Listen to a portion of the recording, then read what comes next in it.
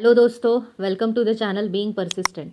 इससे पहले हमने लिया था कि प्रोग्रेस रिपोर्ट किस तरह से बनाना है, राइट। इससे पहले का जो वीडियो था उसमें तो आज हम जानेंगे कि रिसर्च प्लान मतलब आपका जो भी थ्रू आउट जो भी पीरियड है आपका रिसर्च का, तो उसमें आपको क्या क्या और किस वे से काम करना है, ठीक है। तो उसके बारे में आज हम इस वीडियो में जानकारी लेने वाले हैं। तो अगर आप चैनल पर नए हो तो ज़रूर लाइक कीजिएगा, सब्सक्राइब कीजिए एंड अपने दोस्तों के साथ ज़रूर शेयर कीजिए। तो बेसिकली जो भी रिसर्च होता है तो आपका नॉर्मली 3 इयर्स में कंप्लीट होना चाहिए, ऐसा बेसिक क्राइटेरिया है, ठीक है। बट ये जो है 3 इयर्स ये मिनिमम क्राइटेरिया है सारी फील्ड्स में। बट जो भी साइंस फील्ड है तो उसमें it will take more than 3 years, ठीक है। सो आपको ये ध्यान रखना है कि आपका जो भी वर्क है तो वो 3 इयर्स के हिसाब से होना चाहिए। तो चलिए देखते हैं कि इसमें बेसिकली होता क्या है। तो सबसे पहले हमारा जो पहले 6 महीने होते हैं मतलब 1 to 6 मंथ्स आपको क्या करना है। तो उसमें सबसे पहले आपको ये करना होगा कि आपका जो भी सेंटर होगा या फिर आपकी जो भी यूनिवर्सिटी होगी तो वो जो भी कोर्स वर्क कंडक्ट करेगी तो उसके लिए आपको रेडी रहना होगा। वो आपका 6 महीने का कोर्स वर्क एकदम डेडिकेशन के साथ आपको कंप्लीट करना होगा।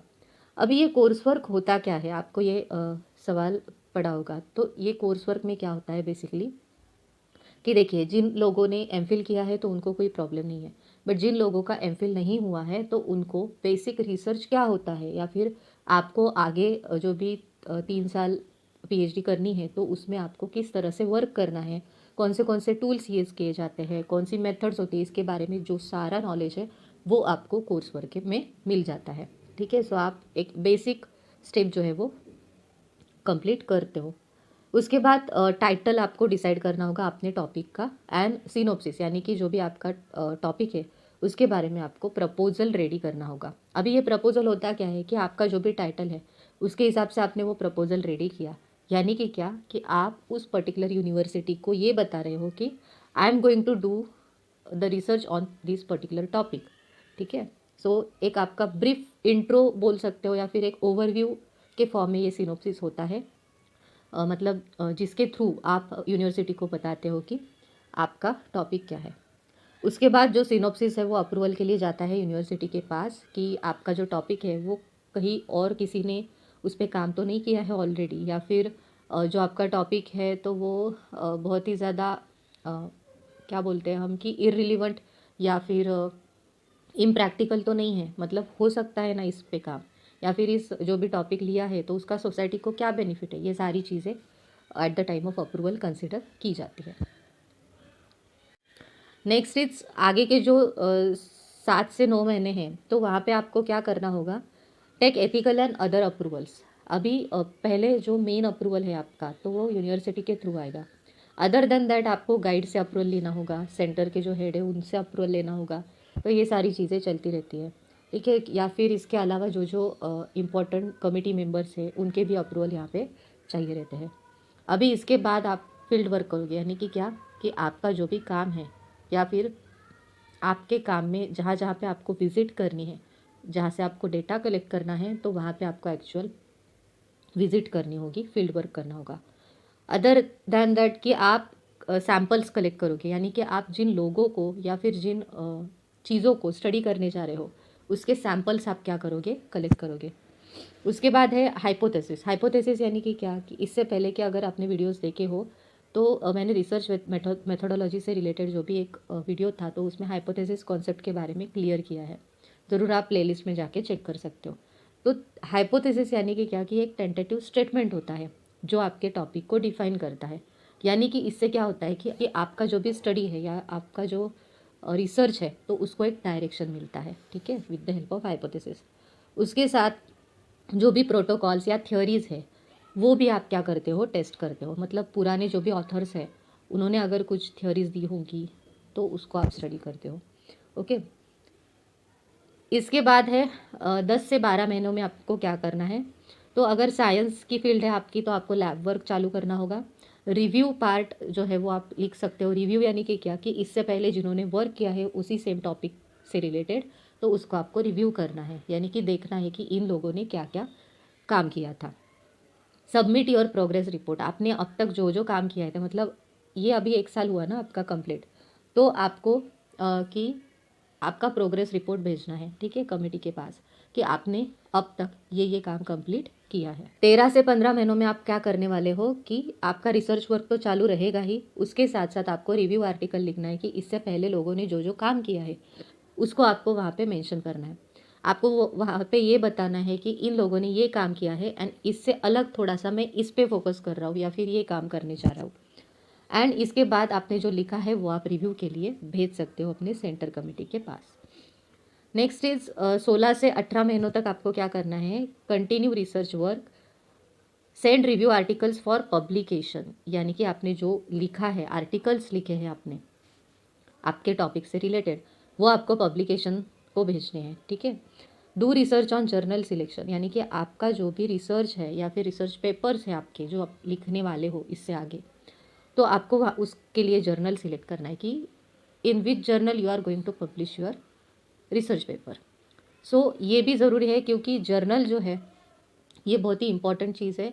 यहाँ पे नेशनल जर्नल्स भी होते हैं, कुछ पीयर रिव्यूड जर्नल्स भी होते हैं एंड कुछ इंटरनेशनल जर्नल्स भी होते हैं। तो आपको ये डिसाइड करना होगा कि आपको कौन से जर्नल में पब्लिश कराना है। तो अगर जिस तरह का जर्नल होगा तो उस तरह की आपके रिसर्च पेपर की क्वालिटी होनी चाहिए। उसके बाद 19 से 21 महीनों तक आप क्या करोगे, रिसर्च वर्क चालू रहेगा, आप अलग अलग कॉन्फ्रेंसेस अटेंड करोगे। What is mean by that, conferences यानी कि आप अपने टॉपिक से रिलेटेड जो भी रिसर्च पेपर्स आपने लिखे हैं उसके बारे में अलग अलग कॉन्फ्रेंसेस, यानी जो बड़ी बड़ी सेमिनार्स की तरह मीटिंग्स होती है वहाँ पे आप प्रेजेंटेशन दोगे, ठीक है, कि आपका जो भी काम आप कर रहे हो तो वो कैसे सोसाइटी के लिए बेनिफिशियल है। Present your work as a poster and start writing thesis, यानी कि क्या, अभी आपका एक्चुअल काम चालू होगा इस पॉइंट पे। थेसिस यानी कि जो आप फाइनल आपका जो पीएचडी का थेसिस रहेगा वो आप यहाँ से स्टार्ट करने वाले हो, ठीक है।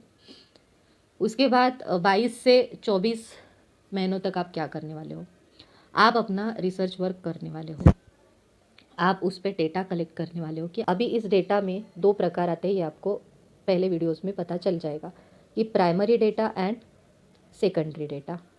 सो सेकेंडरी आपको, प्राइमरी आपको पता है कि इंटरव्यूज़, क्वेश्चनर, सर्वेज आप जब करते हो, फील्ड वर्क करते हो, इंटरव्यूज़ के थ्रू अगर आप डेटा कलेक्ट कर रहे हो तो that is primary data. And secondary means आप अलग अलग जर्नल्स, बुक्स, वेबसाइट्स से अगर डेटा कलेक्ट कर रहे हो तो that is secondary data. Review your work, आपको अपने वर्क को रिव्यू करना है, ओके। आपने जो डेटा कलेक्ट किया है, आपने अपना रिसर्च कंप्लीट किया है, सो आपको उसको देखना है कि ये कहाँ जा रहा है। मतलब ऐसा नहीं है ना, कुछ इरिलेवेंट डेटा भी आप उसमें ऐड कर रहे हो, ठीक है। सबमिट प्रोग्रेस रिपोर्ट 2, मतलब अब आपको सेकंड प्रोग्रेस रिपोर्ट यहाँ पे तैयार करना है कि कहाँ तक आया है आपका काम। 25 से 27 महीनों तक आपको करना है complete rest of research work, right research paper. अभी यहाँ पे आपको रिसर्च पेपर स्टार्ट करना होगा लिखना, रिव्यू करना होगा किस तरह से आपने लिखा है एंड पब्लिश करना होगा अलग अलग जर्नल्स में, ठीक है। एंड थेसिस राइटिंग जो है वो आपको यहाँ पे करना होगा। अगर आप जनरली देखोगे तो इंट्रोडक्शन जो होता है तो वो नॉर्मली शुरुआत में लिखा जाता है, किसी भी बुक का हो चाहे कोई आर्टिकल का हो, बट यहाँ पे जो है आपके थेसिस राइटिंग में आपको इंट्रोडक्शन 25 से 27 महीनों के बीच में लिखना है। क्यों ऐसा, क्योंकि इंट्रोडक्शन में आपको सारी की सारी चीज़ें मेंशन करनी होती है along with your techniques, tools and methods of doing research, ठीक है। तो वो आप कब यूज़ करोगे, शुरुआत में ही तो आप टूल्स एंड टेक्निक्स नहीं यूज़ करने वाले, आप थोड़ा सा स्टेबल होने के बाद, डेटा वगैरह कलेक्ट करने के बाद आप यूज़ करोगे, तो उसके बाद ही आप सारा का सारा इंट्रोडक्शन में मेंशन कर सकते हो। So that's why introduction part we have to write later. 28 से 30 महीनों तक आपको करना है थेसिस राइटिंग, एकदम सिस्टमेटिक वे से आपको थेसिस लिखना होगा। Excellent discussion chapter with literature review, right. आपका जो भी डिस्कशन चैप्टर यानी कि अलग अलग चैप्टर्स जो रहेंगे आपके, introduction, literature review, research methodology या फिर कंक्लूजन, सजेशंस एक्सेट्रा, उसमें डिस्कशन चैप्टर भी रहता है। यहाँ पे आप डिस्कशन चैप्टर लिखने वाले हो एंड उसके साथ ही साथ लिटरेचर रिव्यू भी लिखा जाएगा। अभी लिटरेचर रिव्यू बताया था कि लिटरेचर रिव्यू यानी कि क्या, कि पहले जिन लोगों ने सेम टॉपिक पे काम किया है उनका रेफरेंस देके आपको वहाँ पे मेंशन करना है कि ये ऑथर ने इस टॉपिक पे ये कहा है, ठीक है। Send another research article for, अभी ये कंपलसरी नहीं है कि आपको आर्टिकल यहाँ पे करना ही है और पब्लिश ही करना है, इट इज़ योर चॉइस। आप भेज भी सकते हो या फिर नहीं भेजे तो भी ओके, बट भेजा तो आपको ही इसका बेनिफिट आगे मिलेगा। विद इन 31 to 33 मंथ्स आप क्या करोगे, फाइनल ड्राफ्ट आप बनाओगे अपने थेसिस का, यानी कि अब ये पब्लिश हो जाने वाला है। चेक करोगे कुछ ज़रूरी चीज़ें हैं क्या उसमें ऐड करनी है या कुछ रिमूव करना है, ठीक है, या फिर कोई कॉपी आपने किया होगा तो वो कॉपी नहीं होना चाहिए। अगर कॉपी किया आपने तो वहाँ पे आपको प्लेजरिज्म का केस आप पे हो सकता है, ठीक है। तो सॉफ्टवेयर के थ्रू आप ये चेक कर सकते हो, आपका वर्क जो है वो टोटली ओरिजिनल होना चाहिए। रिव्यू करना है आपको एंड अप्रूवल के लिए भेजना है। उसके बाद विद इन 34 to 36 मंथ्स आप अपना फाइनल प्रोग्रेस रिपोर्ट भेजोगे। अभी ये अब तक का तीसरा प्रोग्रेस रिपोर्ट है। प्रेजेंटेशन यानी कि आपने अब तक जो काम किया है उसके बारे में प्रोग्रेस रिपोर्ट के थ्रू आप प्रेजेंटेशन दोगे, फिर जो भी चेंजेस होंगे वो सामने से बताए जाएंगे। थेसिस आप पब्लिश करोगे एंड पीएचडी वाइवा, वाइवा यानी कि क्या, प्रेजेंटेशन होता है। आपका थेसिस एक बार कंप्लीट हो गया तो आपको अपने थेसिस को प्रेजेंट करना आना चाहिए, कि सामने जाके आप ये बोलोगे कि टिल नाउ मैंने ये सारा काम किया है, ये मेथड्स यूज़ किए हैं, इन सारे लोगों की हेल्प ली है, ये सारे बुक्स पढ़े हैं, एंड फाइनली आपने उस पूरे थेसिस में या रिसर्च वर्क से क्या फाइंड आउट किया है ये भी आपको वहाँ पे बताना होगा। ओके, सो आई होप आपको आज का जो वीडियो है वो बहुत ही ज़्यादा यूज़फुल रहा होगा। इसी तरह के वीडियोस आते रहेंगे। Till then stay tune to the channel. Thank you so much for watching. Have a nice day ahead.